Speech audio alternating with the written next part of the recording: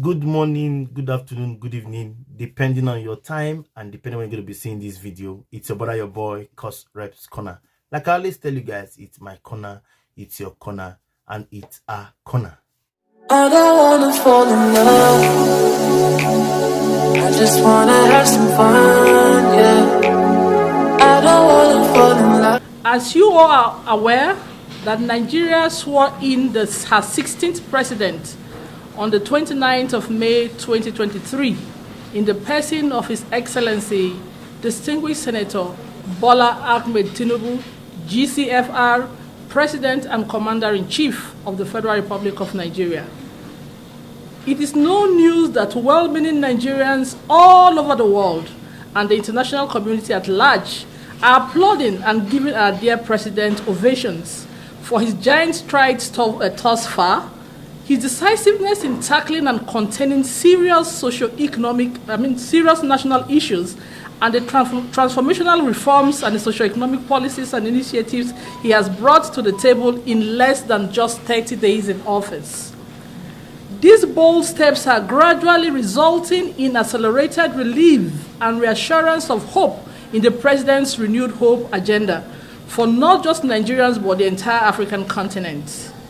As stakeholders in the Nigerian project, we have deemed it imperative to use this medium to call on all selfless, well-meaning Nigerians and patriots across party lines everywhere around the globe to shield their swords, with emphasis, to shield their swords and embrace this apparently transformational government of national unity and all-inclusiveness.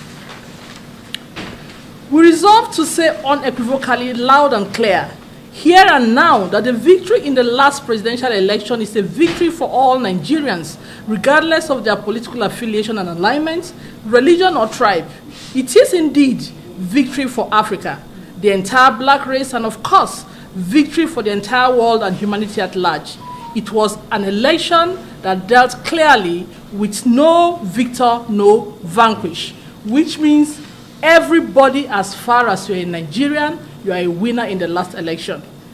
President Bola Ahmed Tinubu's government has thus far proved beyond every reasonable doubt to be transformational in nature, with huge potential to reunite, revitalize, renew, and reposition Nigeria for breakthrough to an uninterrupted era of progress and prosperity. Hence the need for all hands to be on deck to support this laudable project of his. Even though we are aware that it is the fundamental human right of all aggrieved candidates to seek for a redress in the court of law, in national interest, we wish to use this avenue to crave the indulgence of all aggrieved candidates of other political parties who are seeking for redress in the tribunal to quickly withdraw their litigations against the president and join hands with him in the proposed national unity and all-inclusive government. We are saying this confidently because we can see from all indications that the President Tinubu-led administration is ready to work assiduously to install peace, development, and progress in Nigeria. We are certain that the priority of all candidates of other political parties to do the same is selfless in nature. Come on, please. Sorry. We are certain that the priority of all candidates of other political parties is to do same selflessly in national interest. Since Tinubu is playing out their intentions, they should, as a matter of urgency, go a step further to synergize with him to achieve the same patriotic purpose in national interest. This is the only way to prove to the world that indeed their struggles are not personal and selfish, but rather in national interest and the quest to restore the dignity of man in our domain through initiations and implementation of people-friendly policies and programs. With the aforementioned, distinguished ladies and gentlemen, we are sure that the present administration is doing excellently well already, as evident in most of the nation-building steps he has embarked on, such as fuel subsidy removal, the education bill that was passed into or signed into law, the display of uncommon fairness and equity in the appointment of key principal office holders, and of course, his monetary and economic policies, only to mention but a few. We are also using this opportunity to call on all well-meaning elder statesmen in Nigeria from across the length and breadth of Nigeria to swiftly, without further delays, invite all aggrieved parties to a roundtable meeting and appeal to them not to subvert the will of the people through distractions, but to join hands with the government that was willingly elected by Nigerians to change their story through unprecedented development for the betterment of all and sundry. You will agree with us that it is certainly not the time for further distractions. It is time to move Nigeria forward in a positive direction. And the only way this can be done is when all Nigerians, regardless of their tribe, regardless of their religion, regardless of their party affiliations, shield their swords, put the differences aside, and come to terms with reality, come to terms with the reality of the fact that President Tinubu so far is doing very well.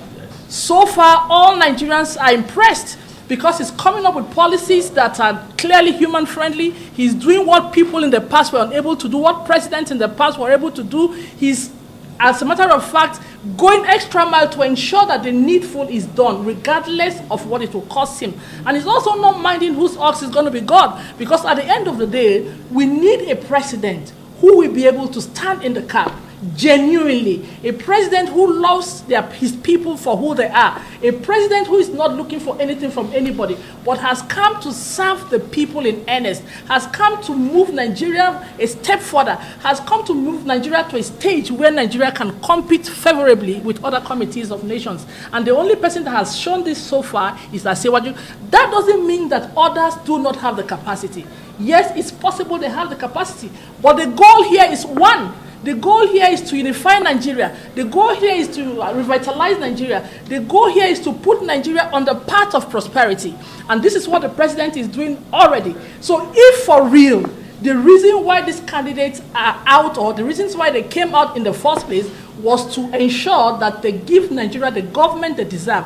Now that we have a government that they would have wished to give to Nigerians, I think it will only be fair and selfless for them to come and synergize with him, merge force with him, make their contributions when necessary, bring what is necessary to the table to the fore, so that we can, for the first time in the long history of ours, move Nigeria very fast in an accelerated manner, move Nigeria to the level where it ought to be in the scheme of things. Thank you very much, distinguished ladies and gentlemen.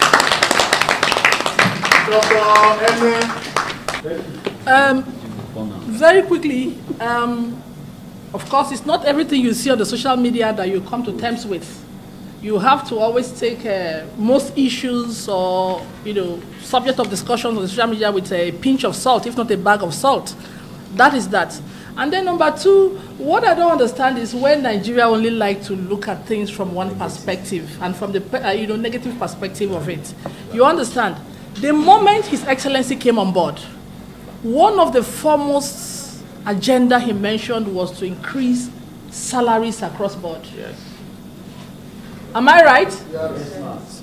He has emphasized that, he has re-emphasized that, he has said it, and he's willing to do it as soon as possible. Salary increase is what? Salary increase. If someone is selfless, does not mean that he's not entitled to his or her wages. Are you getting my point? If that is being proposed, it's at the president's discretion to know what to do about it based on the points that have been raised. Because let me also bring you to something again. We talk about corruption. Corruption has so many things that triggers it. Like in the civil service, one of the major things that triggers corruption is poor salary and wages. Am I correct? If there is an amendment to the salary of most civil servants, I'm talking generally now, and of course they are paid what can sustain them and their families, at least to the end of the month, there's no doubt the level and quest for corruption will automatically reduce. Because you can pay your bills, you can pay for NEPA, you can pay for transport, you can pay for water. All these things are bills that must come from the salary. Because as a civil servant, you're not allowed to do two jobs at the same time. So salary is salary. It's left for Mr. President to use his discretion to tackle some of these problems in the best interest of Nigeria. putting all the nitty-gritties into consideration, all the advantages and of course disadvantages. By the time he's able to do that with his team of advisors and the rest of them, they'll be able to come to a compromise on whether that is necessary or not. And the fact that they say they are into selfless service or does not mean that they are not entitled to their salaries. That is the truth of the matter. So we still see that as a rumor because there's no any official statement to that effect yet. Until there's an official announcement, we are still going to treat it as a rumor. Thank you. You see, we overemphasize democracy, democracy, democracy, and the tenets of democracy. This is the truth. By the way, why the democracy in the first place? For me, I like leaders who think globally, but also act what? Locally. Because at the end of the day, the essence of every leadership and government is to serve the people right. There's nowhere in the world where you have a chaotic situation and the people are properly served. No. What we are saying here is this. Of course, we no longer have a nascent democracy, but our democracy is still immature because of the type of leadership we have had over the years. What we are saying now is this. Now that a leader has come on board to serve the purpose, by the way, during the manifestos, during the campaigns, every candidate had a reason for contesting in the first place. And of course, they came with the slogan of wanting to serve the people, wanting to change the narrative of the people, wanting to see the roads work, infrastructures work, wanting to see schools in section and qualitative schools, wanting to see, world-class hospitals that are, affordable by the people and all of that. These are the major reasons why we elect leaders to serve the people. What we are saying now is this. Now, we have seen someone. We've been into trials and errors for a long time now. We have seen someone who has shown for real that indeed I have the capacity, that indeed I have the track record, that indeed I have done this before and I can do it again, that indeed I'm a detribalized Nigerian, that indeed I'm a Nigerian with focus and I have a clear idea of what Nigeria needs. We are seeing it. It's not just slogan or rhetoric as the case may be, but it's what you and I are seeing physically. And that is why you have the applause and ovation across party lines. APC, the PDP who were against him before now are saying, no wonder this man is doing well. The Labour Party are coming online to apologize that we didn't know this man has such capacity. In fact, for many Nigerians as we speak, Tinubu is prayer answered. Yes. We have been looking for a leader who will take us the right direction. A leader with capacity and track record. And this is what we have seen in this man. One of a good attribute of a leader is your ability to become selfless. And also to look at issues critically, analyze them by yourself, and then say no to certain things even when they're within your rights. Like I said before, they have the right, the fundamental human right, the constitutional right, to seek for redress in the court. But the reason why they are going to the court in the first place is to ensure that they deliver on the dividends of democracy to the people. And this is what this man is doing right now. We have had too many wasted years in the past. That's not the reason they are going to the courts. The reason they are going to the courts is because they believe that they won. They believe that they won. Why did they win? To serve the people. And Tinubu now is serving the people. So the primary reason for contesting election in the first place is to serve the people. The chairman of Labour Party appeared in court where an elder statesman was physically manhandled, and later he got judgment from the court that is the chairman of the party. So such division couldn't have arisen if not for the court process. So at the time you are seeking to deepen democracy, you are further dividing us the more.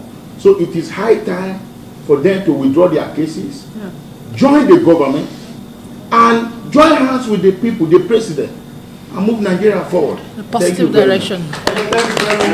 Of the press and Dr. Ene, the convener of this forum, other elder statespersons from the only party in Nigeria that can deliver Nigerians, and ladies and gentlepersons of the club.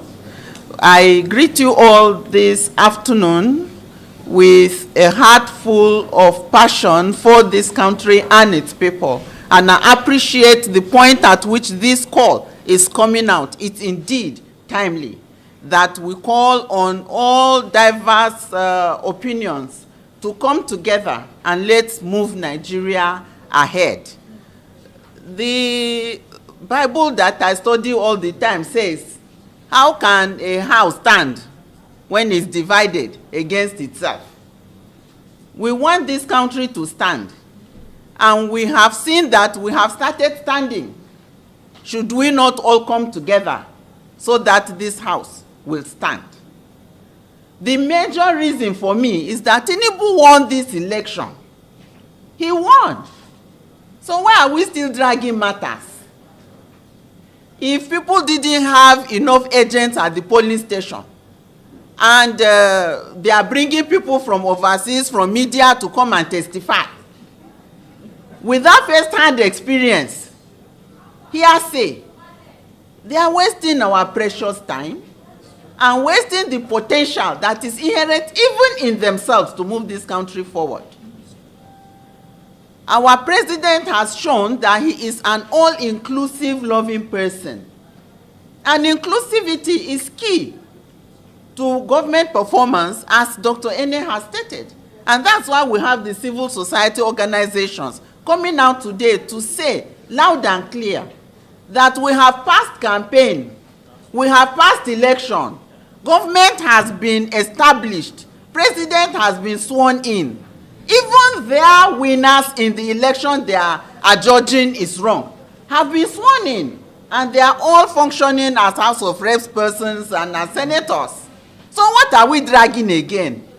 Please, let's not divide the attention of Nigerians from this grace that we have received. Like my brother said, in spite of ourselves and our desires, God has deemed it fit out of his infinite mercies to give us a president who can stand his ground and do justice and ensure that Nigeria makes progress. So I'm lending my voice to everyone on the high table as a former presidential aspirant who understands what it takes to move this nation forward, that I have seen indeed a man who can. Let's team up with him and get it done. Thank you.